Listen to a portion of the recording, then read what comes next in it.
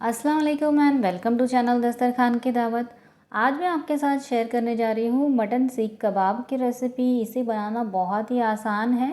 घर पे रखे कुछ ही इंग्रेडिएंट से झटपट से ये बन जाता है। और अगर आपने एक बार इस तरीके से सीख कबाब बना के तैयार कर लिया तो आपको ये इतना ज़्यादा पसंद आने वाला है कि हर बार आप इसी तरीके से सीख कबाब बनाएंगे। बच्चों से लेके बड़ों तक सभी को पसंद आने वाले ये कबाब हैं। और इन कबाबों को किस तरह से आप परफेक्ट तरीके से घर में ही बना सकते हैं, उसकी सारी टिप्स एंड ट्रिक्स मैंने इस वीडियो में दी हुई है।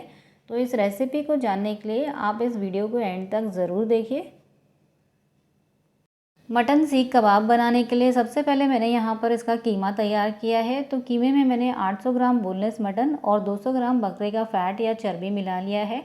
और इसे छोटे पीसेस में काट कर मैंने इसे ग्राइंडर जार में बहुत ही अच्छी तरह से बारीक पीस लिया है। लेकिन मैं आपको सजेस्ट करूंगी कि इसका जो कीमा है वो आप मार्केट से ही बिल्कुल भी बारीक तैयार करके ले लीजिए, क्योंकि बहुत बार होता ये है कि हम ग्राइंडर जार में इसे पीसते हैं और ग्राइंडर जार ख़राब हो जाता है। मेरे साथ भी आज कुछ ऐसा ही हुआ। मैं आज इसे ग्राइंडर जार में पीस रही थी और मेरा ग्राइंडर जार ख़राब हो गया। तो यहाँ पर मैंने एक पूरा लहसुन लिया है और इसके सारी कलियों को छील लिया है। यहाँ पे 2 इंच अदरक का टुकड़ा लिया है जिसे मोटे मोटे टुकड़ों में काट के रख लिया है। 7 से 8 हरी मिर्च ली है। 4 से 5 लाल मिर्च लिया है। मिर्च की क्वांटिटी कम ज़्यादा आप अपने टेस्ट के अकॉर्डिंग कर सकते हैं। यहाँ पर मैंने 2 मीडियम साइज़ का प्याज ले लिया है। इसे रफली ग्राइंडर जार में पीस लिया है और हथेली के बीच में दबा के इसका सारा पानी निकाल लिया है। इसका पानी निकालने के लिए आप चाहें तो हथेली का इस्तेमाल कर सकते हैं, छन्नी का इस्तेमाल कर सकते हैं, या तो इसे मलमल के कपड़े में डाल के भी स्क्वीज़ करके इसका पानी निकाल सकते हैं। यहाँ पर मैंने आधा कटोरी बारीक कटा हुआ हरा धनिया ले लिया है। आधा कटोरी बारीक कटा हुआ पुदीना ले लिया है। 3 टेबलस्पून मैंने भुने हुए चने का पाउडर ले लिया है। अगर आपके पास भुने हुए चने का पाउडर नहीं है तो आप इसकी जगह पे 3 टेबलस्पून बेसन को भून के ले सकते हैं, जिससे कि बेसन का जो कच्चापन है वो निकल जाए। अदरक लहसुन और हरी मिर्च और लाल मिर्च को हम दरदरा सा पीसेंगे। और बाकी की चीज़ें जैसे कि चने का पाउडर है उसे हम कीमे में डाल देंगे। इसी के साथ बारीक कटा हुआ पुदीना भी कीमे में डाल देंगे। बारीक कटा हुआ हरा धनिया भी डाल देंगे। और जो हमने प्याज का पानी निकाल के रखा है उसे भी हमें कीमे में डाल देना है। इसी के साथ हम इसमें ऐड कर देंगे 2 टीस्पून नमक। नमक की क्वांटिटी कम ज़्यादा आप अपने टेस्ट के अकॉर्डिंग कर सकते हैं। 2 टीस्पून ही इसके अंदर मैंने गरम मसाला पाउडर ऐड कर दिया है।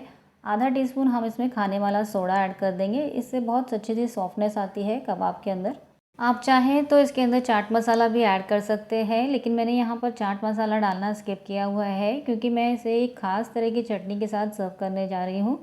और अब ये जो अदरक लहसुन और हरी मिर्च और लाल मिर्च है उसे हम दरदरा सा पीस लेते हैं। अब ये सेम ग्राइंडर जार है जिसके अंदर मैंने कीमे को ग्राइंड किया है। तो इसके अंदर हम सारा जो अदरक लहसुन हरी मिर्च और लाल मिर्च है उसे डाल देंगे। और इसके अंदर बिल्कुल भी हमें पानी नहीं ऐड करना है, बिना पानी के ही इसे हम दरदरा पीस लेंगे। तो ये देखिए अदरक लहसुन हरी मिर्च और लाल मिर्च को हमने इस तरह से दरदरा पीस लिया है, जैसा कि आप देख सकते हैं। तो ये जो सारा पिसा हुआ अदरक लहसुन हरी मिर्च और लाल मिर्च है उसे हम इस कीमे के अंदर डाल देते हैं। पिसा हुआ अदरक लहसुन और मिर्चों को हमने इसके अंदर डाल दिया है। अब इसे हाथों की मदद से ही बहुत ही अच्छी तरह से मिला लेंगे। 4 से 5 मिनट के लिए बहुत ही अच्छी तरह से हाथों की मदद से ही मिलाएंगे। एक तरह से हमें इसे अच्छी तरह से गूंथ लेना है। तो ये देखिए हमने इसे बहुत ही अच्छी तरह से मिला लिया है। अब इसे हम मैरिनेट करने के लिए आधे घंटे के लिए कवर करके रेफ्रिजरेटर में रख देंगे, ताकि जो इसके अंदर मसाले हैं उसका फ्लेवर बहुत ही अच्छी तरह से कीमे में आ जाए। तो कीमे को मैरिनेट करके रखे हुए आधा घंटा हो गया है और ये बहुत ही अच्छी तरह से इसके अंदर सारे जो फ्लेवर्स हैं वो आ गए हैं। तो अब इसके अंदर हम स्मोकी फ्लेवर देंगे। उसके लिए मैंने एक कांच की कटोरी ली है और इस तरह से कीमे के अंदर प्रेस कर दिया है। आप इसकी जगह पे स्टील की कटोरी या एल्यूमिनियम फॉयल का इस्तेमाल भी कर सकते हैं। अब इस कटोरी के अंदर हम एक जलता हुआ कोयला रख देंगे, जिसे मैंने 5 मिनट पहले ही गैस पे जलने के लिए छोड़ दिया था। अब ये अच्छी तरह से जल चुका है। तो इसके ऊपर हम डाल देंगे 1 टेबलस्पून ऑयल और अब इसे झट से एक प्लेट से कवर कर देंगे और इसी तरह से कवर करके इसे 5 मिनट के लिए छोड़ देंगे, जिससे कि जो इसका स्मोकी फ्लेवर है वो पूरी तरह से कीमे में आ जाए। बिल्कुल भी तंदूर वाला फ्लेवर होगा ये। तो इसमें कोयला डाल के रखे हुए इसे 5 मिनट हो चुके हैं और इसका सारा जो धुआं है वो ख़त्म हो चुका है। इसमें जितना स्मोकी फ्लेवर आना था वो आ चुका है। तो अब इस कटोरी को मैंने हटा दिया है। अब हाथों को पहले पानी में डुबाएंगे ताकि जो कीमा है वो हमारे हाथों में चिपके नहीं, और इसे अच्छी तरह से मिला लेंगे जिससे कि जो स्मोकी फ्लेवर है वो सब जगह अच्छे से आ जाए। अब हम हाथों को फिर से पानी में गीला करेंगे जिससे कि कीमे के अंदर मॉइस्चर भी पैदा होगा और ये कबाब बनाते टाइम हाथों में चिपकेगे भी नहीं।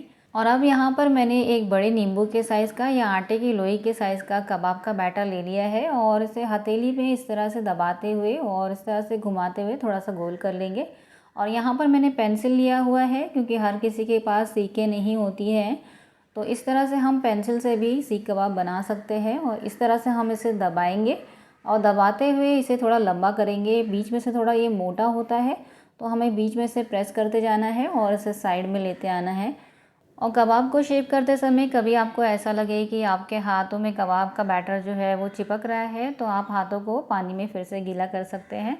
और इस तरह से हमें फिंगर से दबाते हुए इसके ऊपर इस तरह से डिज़ाइन बना लेना है। और कबाबों के साइज़ छोटे बड़े आप अपने अकॉर्डिंग रख सकते हैं। यहाँ पर जैसे कि मैंने आपको बताया मैंने पेंसिल का इस्तेमाल किया है तो छोटे कबाब हमारे तैयार होंगे। अगर आप सीखों का इस्तेमाल कर रहे हैं तो बड़े कबाब बनेंगे। और इस तरह से खींचते हुए मैंने इस कबाब को निकाल लिया है और इस तरह से हमें सारे कबाब बना के तैयार कर लेने हैं।